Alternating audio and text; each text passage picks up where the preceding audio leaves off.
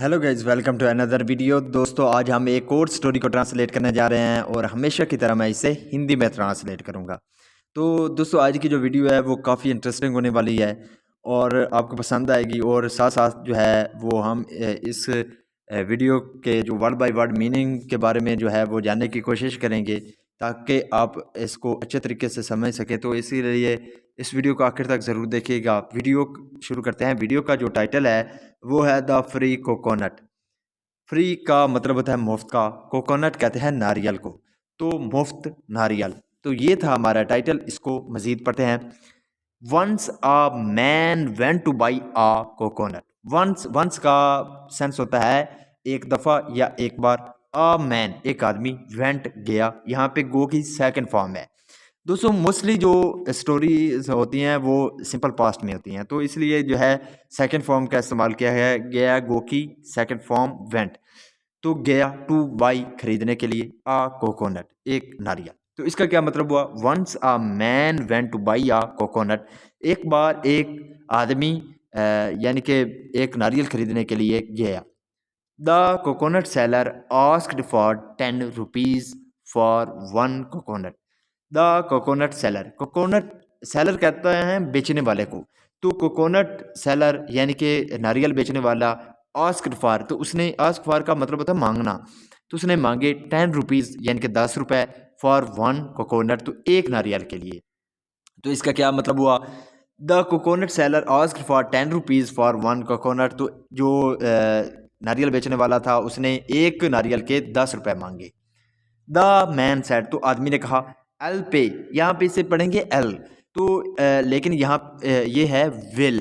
तो एल पे का मतलब होता है अदा करना या देना। तो मैं दूंगा यू तुमको 5 रुपीज़, तो 5 रुपए।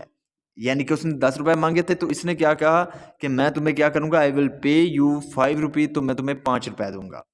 If you want a coconut 5 if अगर यू वांट तुम चाहते हो, वांट का मतलब होता है चाहना। अगर तुम चाहते हो अ कोकोनट एक नारियल फॉर 5 रुपीज़, तो 5 रुपए में, अगर तुम 5 रुपए में एक नारियल चाहते हो, देन का सेंस होता है फिर गो जाओ 2 माइल्स यानी कि 2 मील अवे दूर, to the wholesale market. Wholesale का मतलब होता है, होलसेल मार्केट का मतलब होता है थोक बाजार।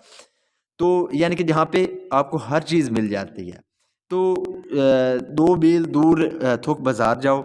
सैड द कोकोनट सेलर, तो जो नारियल बेचने वाला था उसने कहा। The man walked 2 miles to the wholesale market. The man यानी कि जो आदमी, the man walked 2 miles to the wholesale market. The man यानी कि जो आदमी था, वॉक का मतलब होता है पैदल चल कर जाना।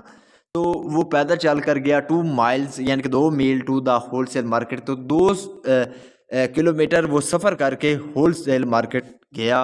देयर वहाँ, ही सेड उसने कहा, टू द कोकोनट सेलर, तो जो यानी कि नारियल बेचने वाला था उससे उसने कहा, एल पे rupees 3 for this coconut. L पे मैं दूंगा, पे का मतलब होता है देना या अदा करना। तो मैं तुम्हें दूंगा रुपीज़ 3, तो 3 रुपए दूंगा फॉर दिस कोकोनट, तो इस नारियल के लिए। द कोकोनट सेलर, तो जो नारियल बेचने वाला था उसने कहा, गो जाओ 3 miles to the sea shore and there you will get a coconut for 3 rupees. Go जाओ 3 माइल्स यानी कि 3 मील टू द सी शोर का मतलब होता है समुद्र के किनारे। तो समुद्र के किनारे यानी कि जाओ 3 मील जो कि दूर है। एंड और देयर वहाँ, यू विल गेट तुमको मिलेगा। यहाँ पे जो है फ्यूचर इंडेफिनेट का इस्तेमाल किया गया है विल के साथ। वर्ब की फर्स्ट फॉर्म है। गेट का मतलब सेंस होता है मिलना। तो वहाँ तुम्हें मिलेगा अ कोकोनट एक नारियल फॉर 3 रुपीज़, तो 3 रुपए में। तो इसका क्या मतलब हुआ? गो 3 माइल्स टू द सी शोर यानी कि 3 मील सफ़र करके जाओ समुद्र के किनारे। एंड और देयर वहाँ, you will get a coconut for 3 rupees, तुमको 3 रुपए में जो है वो नारियल मिल जाएगा। The man walk to the sea shore, तो जो आदमी था वो पैदल चल करके यहाँ गया, समुद्र के किनारे गया। देयर वहाँ, ही सेड उसने कहा, आई पे रुपीज़ 1 फॉर अ कोकोनट, तो उसने वहाँ पर क्या कहा? आई पे मैं दूंगा ₹1 यानी कि 1 रुपया दूंगा फॉर 1 कोकोनट। तो एक नारियल के लिए मैं 1 रुपया दूंगा। 1 रुपी 1 रुपया, नो नहीं, थैंक यू शुक्रिया। आई विल नॉट मैं नहीं दूंगा। इफ़ यू क्लाइम, क्लाइम का मतलब होता है चढ़ना। अगर तुम चढ़ते हो तो क्या होगा, you will get it free, तो तुम्हें क्या ये मुफ्त में मिलेगा। यानी कि अगर तुम नारियल के दरख्त पर चढ़ जाते हो ना तो तुम्हें ये मुफ्त में मिलेगा। The man climbed up the tree, the man climb up का मतलब होता है चढ़ना, यानी कि ऊपर चढ़ना। तो वो क्या हो गया, क्लाइंब्ड अप सेकंड फॉर्म है, तो वो ऊपर चढ़ा द ट्री यानी कि दरख्त पर वो चढ़ गया। बट लेकिन ही स्लिप्ड, स्लिप का मतलब होता है फिसल जाना। तो यहाँ पे सेकंड फॉर्म है स्लिप्ड, तो वो फिसल गया। एंड फेल, फॉल की सेकंड फॉर्म है जिसका मतलब होता है गिरना। तो फेल है, वो गिर गया ऑन द ग्राउंड, जमीन पर। ग्राउंड कहते हैं जमीन को।